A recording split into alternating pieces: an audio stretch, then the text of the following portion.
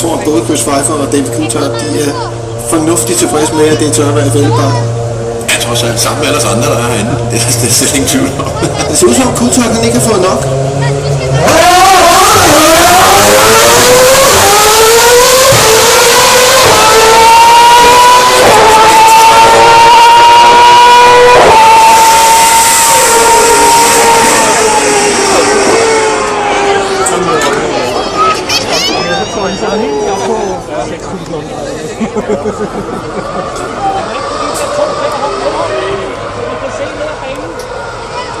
Det er hvordan David Coulthard oplever underlaget.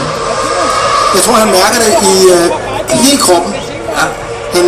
Han er jo altså med i den her bil i en position, der bringer hans fødder op på højde med brystet.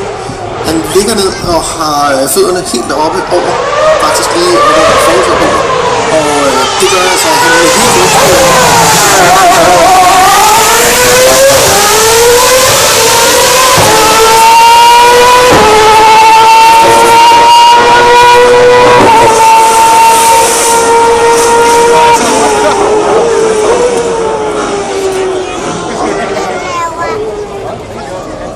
Det er jo ikke en ren strygebånd, man kører rundt på herinde. Det vil være en overdøvelse.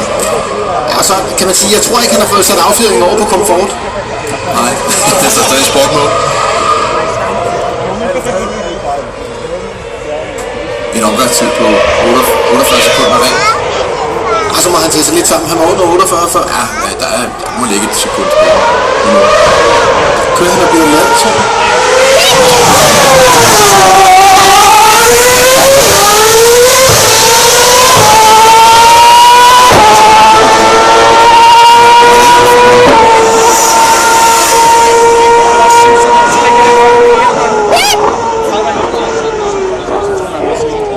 Ja, det havde man jo faktisk Formel 1 på Roskilde Ring i 60'erne.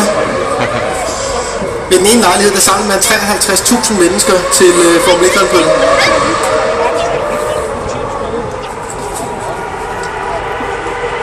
Nu er han ikke lavet længere, David Coulthard.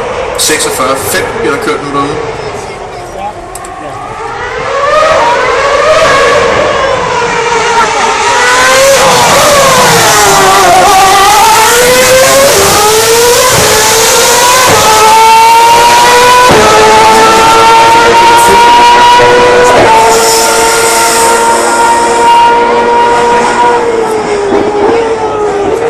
Nu der står nogen herude og tænker, kan vide hvor hurtigt den er til 100, så er det faktisk ikke det tal, som er det sjoveste. Det tal, som er det sjoveste, det er, at en Formel 1-racer sådan generelt set, den går fra 0 til 200 til 0 på 7,2 sekunder.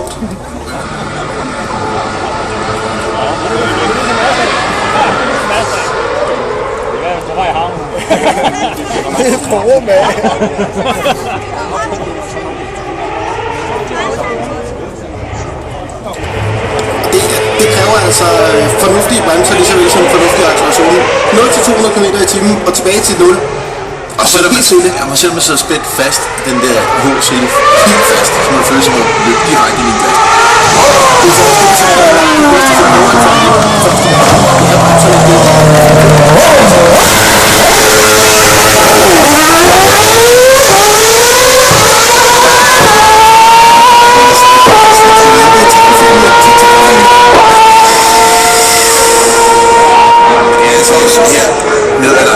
Hvor David Coulthard når hastighed omkring 260 km i timen, så er vi henne omkring 100 meter mærket, før der bliver bremset, og jeg er ret sikker på, at det er stadig med en sikkerhedsmark. Really? Det er ikke vildt, når man ser det på fjernsyn weekend efter weekend, når vi går blæsende forbi 100 meters tavlen, og så er der stadig, altså der holder vi stadig nærmest fuld hane på forbi 300 km i timen, men bremser hen omkring 70-80 meter. Det er altså et vidunder i form af udvikling, sådan en her. Der arbejder et sted mellem 400 og 600 mennesker.